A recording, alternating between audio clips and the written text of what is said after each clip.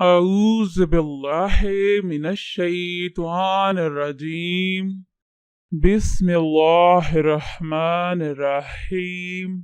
السلام علیکم بہنوں اور بھائیوں، آپ کا خوش آمدید ہے KNY چینل میں، جہاں ہم آپ کو اسلامی واقعات سناتے ہیں۔ آج ہم آپ کو نصرانی غلام اداس کے اسلام لانے کا ایمان افروز واقعہ سنائیں گے۔ حضرت ابو طالب اور سیدہ خدیجہ رضی اللہ تعالی عنہا دونوں کی وفات کے بعد حضرت صلی اللہ علیہ وآلہ وسلم تبلیغ کی غرض سے طائف تشریف لائے۔ طائف بارونق شہر ہے اور موسم کے لحاظ سے عرب کا شملہ سمجھا جاتا ہے۔ مکہ معظمہ سے مغرب کی طرف چند میل پر واقع ہے۔ یہاں حضرت محمد صلی اللہ علیہ وآلہ وسلم کو ایسے لوگوں سے سابقہ پڑا جو ظلم و سرکشی میں مکہ والوں سے بڑھے ہوئے تھے۔ طائف کے بڑے بڑے چودھریوں نے شر کے اچکوں کو ہشکا دیا، جنہوں نے حضرت صلی اللہ علیہ وآلہ وسلم پر پتھراؤ کر لہو لہان کر دیا، اور حضرت صلی اللہ علیہ وآلہ وسلم گھبرا کر انگور کی بیلوں کے سائے میں بیٹھ گئے۔ قریش مکہ بڑے چودھری ربیعہ کی ذمہ داری طائف میں تھی۔ ربیعہ کے دونوں بیٹے شیبہ اور عتبہ یہاں آئے ہوئے تھے۔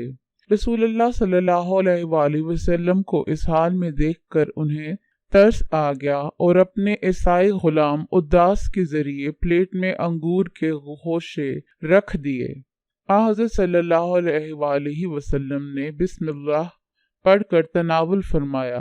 بسم اللہ پر اداس کے تعجب کی کوئی حد نہ رہی۔ عرض کیا، اے صاحب ہستی، اس بستی کے رہنے والوں کو تو یہ کلمہ نہیں پڑھتے دیکھا، خدا را مجھے بھی اس کی حقیقت بتائیے۔ رسول اللہ صلی اللہ علیہ وآلہ وسلم نے پوچھا، تمہارا وطن کہاں ہے اور مذہب کیا ہے؟ اداس نے جواب دیا، میرا وطن نینوا ہے اور مذہباً میں نصرانی ہوں۔ رسول اللہ صلی اللہ علیہ وآلہ وسلم نے جواب دیا، وہی نینوا جہاں ایک مرد صالح یونس علیہ السلام بن متی پیدا ہوئے۔ یونس علیہ السلام بن متی بھی اللہ کے رسول تھے۔ یونس بن متی کو آپ نے کیسے جانا؟ اداس نے پوچھا۔ رسول اللہ نے جواب دیا، یونس نبی میرے بھائی تھے، میں بھی نبی ہوں۔ رسول اللہ صلی اللہ علیہ وسلم کی زبان سے یہ کلمہ ابھی پورا ادا نہ ہوا تھا کہ اداس نے سر سے پاؤں تک رسول اللہ صلی اللہ علیہ وآلہ وسلم کے روئیں روئیں کو بوسہ دیا۔ شیبہ یہ منظر دیکھ رہا تھا، اس سے نہ رہا گیا۔ غلام واپس لوٹا تو کہا، اے بدنصیب، تو شخص سے کس غضب کی عقیدت کا اظہار کر رہا تھا؟ اداس نے کہا، اس وقت دنیا جہان میں یہ شخص سب سے بہتر ہے، اس نے مجھے ایسی باتیں بتائی ہیں جنہیں دوسرا جان بھی نہیں سکتا۔ شیبہ نے کہا، ارے تیرا دین اس کے دین سے بدرجہ بہتر ہے، اس کے دین میں نہ چلے جانا۔ اور ایسا ہی ہوا، اداس رضی اللہ تعالی عنہ مسلمان ہو گئے۔